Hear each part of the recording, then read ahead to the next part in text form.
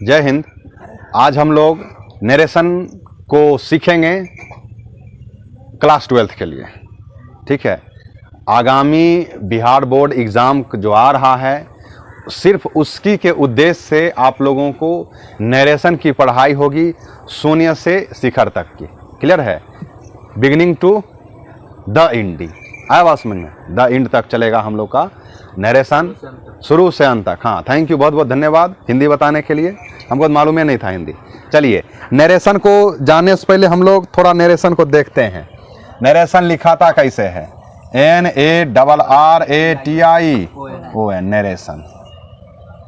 Narration का हिंदी होता है कथन। नरेशन का हिंदी होता है कथन। तो देखो, किसी भी बात को कहने का दो तरीके, मतलब कि दो तरीका होता है। एक तरीका होता है कि आप मेरी बात को ज्यों का त्यों उठा के रख देंगे, है ना। और एक हुआ मेरी बात को आप अपनी भाषा में बदल के बोलें, है ना। अरे बात समझ में? तो जो बात मेरी बात उठा करके सीधे रख दीजिएगा। हम आपको बोलेंगे बाबू आज छुट्टी है, घर जाके बोल दीजिए सर, ए बाबू सर जी बोले आज छुट्टी है। तो क्या किए? मेरी बात को उठा के ज्यों का त्यों रख दिए ना। आज छुट्टी है, कोई आपसे पूछा आज छुट्टी है, तो ये क्या हो गया? डायरेक्ट नरेशन हो गया। एक होता है इनडायरेक्ट चीज, है ना। तो इनडायरेक्ट क्या हुआ? आप क्या बोलिएगा? सर बोले कि आज छुट्टी है। आप नहीं बोल रहे हैं, कौन बोले? एक हुआ बात, मैं आपको सीधे स्टेटमेंट दिया कि आज आप लोग को बता दिया बाबू आज छुट्टी है, घर चले जाओ। रास्ता में आपका फ्रेंड मिला, मित्र मिला, दोस्त, सखा, वो आपसे पूछा काहे घूर क्या, आज छुट्टी है। मेरी बात को उठा करके सीधे रख दिए, तो ये हुआ डायरेक्ट नरेशन। ठीक है। और एक बोलिएगा सर बोले कि आज छुट्टी है। सर बोले कि आज छुट्टी है, तो ये हुआ इनडायरेक्ट नरेशन। अरे बात समझ में? किसी की कथन को, किसी के द्वारा कहे गए कथन को ज्यों का त्यों उठा के रख देना, यही क्या होता है? Direct narration. और उसके कथन को अपनी भाषा में बदल करके लिखना, वह क्या होता है? Indirect narration. तो क्या होता है, चलिए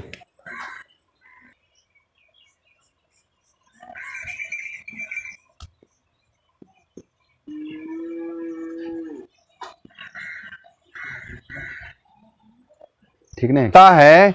narration is an art of quoting a statement, यानी एक कथन को व्यक्त करने की जो कला होती है, एक कथन को, एक स्टेटमेंट को व्यक्त करने की जो कला होती है, उसे ही क्या कहा जाता है?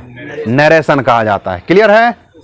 तो मतलब पूरे संसार में जो होता है, सब चीज का टाइप्स होता है, तो इस नरेशन का भी टाइप्स है। दो टाइप्स के नरेशन है। एक होता है डायरेक्ट नरेशन, एक होता है इनडायरेक्ट। कोई आपकी डायरेक्ट बेइज्जती कर दिया, डायरेक्ट तो सीधा सीधा बात बोल दिया, है ना, तुम काला है, तुम कलूटा है। आया बात समझ में? एगो इनडायरेक्ट बेइज्जती किया। नहीं, एगो कोयला होता है, उसका दर्शन हमको हुआ है सवेरे सवेरे। नहीं, तुम आई सब नहीं कहेगा, ये तो हो जाएगा डायरेक्ट। हाँ। एगो कोयला देखे थे, तुम उससे थोड़ा सा गोरा है, हो गया, आपको काला बोल दिया, है ना। ऐसे हम पूरे इंडियन काले ही हैं, गेहूं कलर। हाँ, ये कौन होता है रे? चलिए,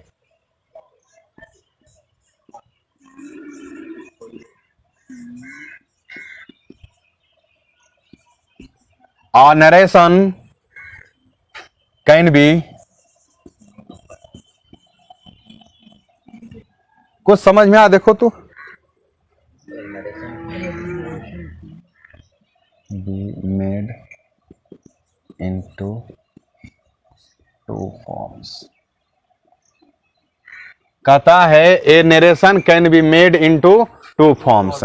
इसको, इसके दो भाग होते हैं। पहला भाग होता है, जैसा कि आप लोग पहले से भी जानते होंगे, डायरेक्ट नरेशन। और दूसरा पार्ट क्या होता है? इनडायरेक्ट।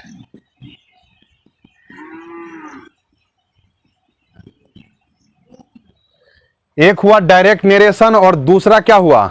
Indirect narration. क्लियर है? चलिए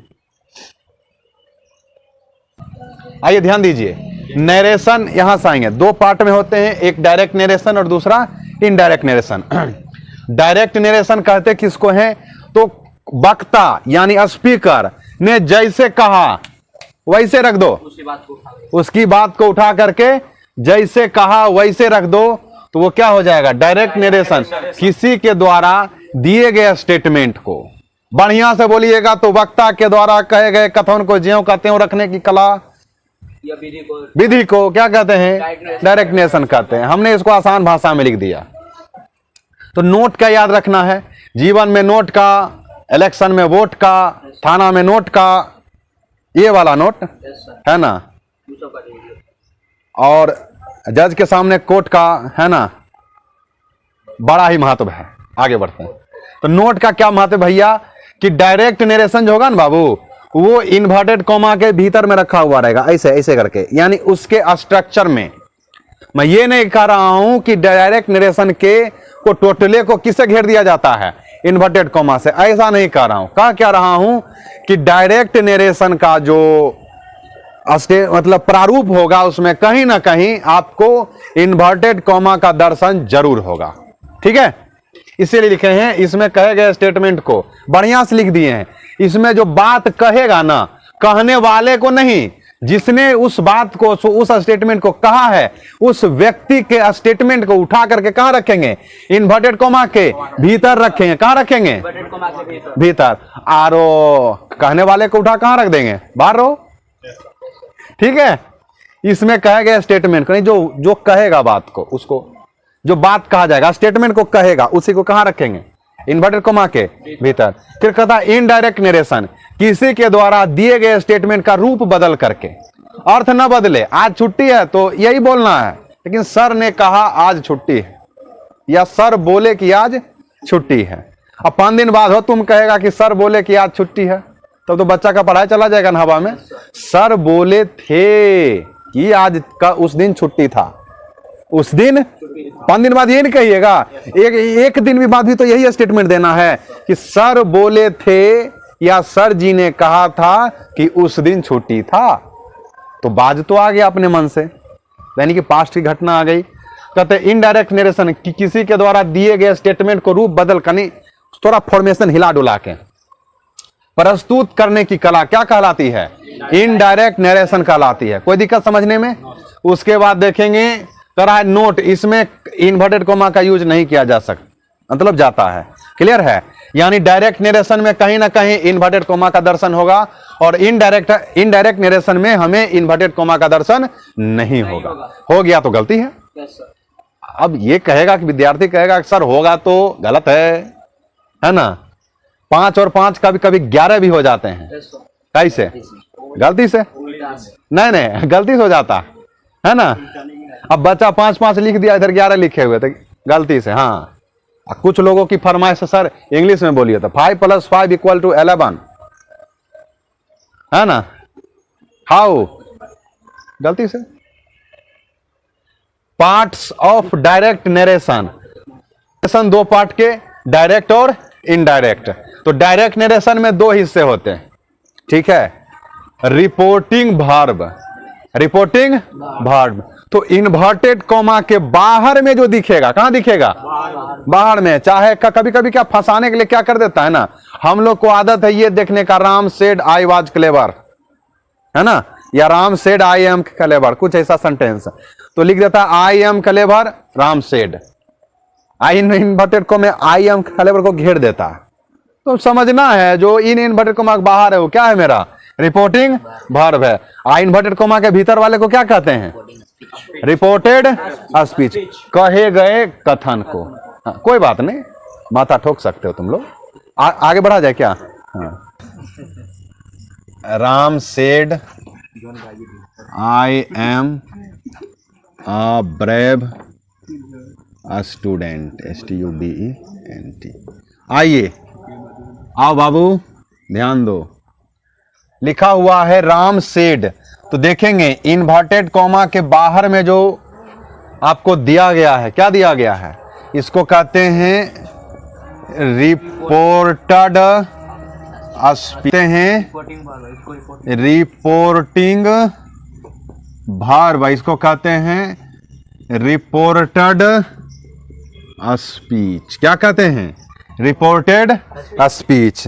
तो अगर हम लोग दूर से समुद्र को देखते हैं तो ऐसा लगता है कि ये पानी जाके आसमान में क्या हो रहा है, मिल रहा है। ये जो समुद्र का पावन जल है ना, जिसमें विभिन्न विभिन्न नदियों का संगम होता है, इसमें आके जल मिलते हैं। समुद्र बहुत ही पवित्र स्थान माना जाता है, रामायण में राम जी बोले हैं। ठीक है, यहाँ ध्यान दो। तो अगर हम लोग आंख खोल के देखेंगे, आंख बंद करके देखेंगे, मतलब कि अंधे नजर से देखेंगे, तो आपको यहां से इस तरफ मिलेगा रिपोर्टिंग वर्ब और इस तरफ मिलेगा रिपोर्टेड स्पीच। तो एक चीज समझना है, सेंटेंस में ऑब्जेक्ट रहे या नहीं रहे, लेकिन सब्जेक्ट और वर्ब है तो वो पूरा पूरा सेंटेंस है। ठीक है, अगर किसी सेंटेंस में सब्जेक्ट और वर्ब अवेलेबल है, अर्थात वह पूरा का पूरा क्या है, सेंटेंस है, ऑब्जेक्ट रहे अन्यथा नहीं रहे। तो आंख खोल के देखिएगा तो आपको इससे पहले भी एक सेंटेंस मिलेगा और इसके बाद भी एक सेंटेंस मिलता है। क्लियर है? तो ये हुआ रिपोर्टिंग जो सेंटेंस इसको कहते हैं, है ना, इसको कहते हैं रिपोर्टिंग। देखो ये आप बात आपको किताब में नहीं मिलेगा। रिपोर्टिंग सेंटेंस है ना, यानी जो बोलने वाला होगा ना स्टेटमेंट, वो यहां होगा, और जो बोला गया स्टेटमेंट होगा वो यहां होगा। तो ये रिपोर्टेड है, ये कहा गया है, कुछ बात को कहा है। तो यहां पर देखेंगे कि इसमें साक्षात सब्जेक्ट है, वर्ब है, और कहीं कहीं आपको ऑब्जेक्ट भी मिलता है। और नहीं रहेगा तो ऑब्जेक्ट घींच करके लाएंगे, जब हम लोग मतलब कि लेसन में आगे बढ़ेंगे तो आप लोग भी समझ जाइएगा।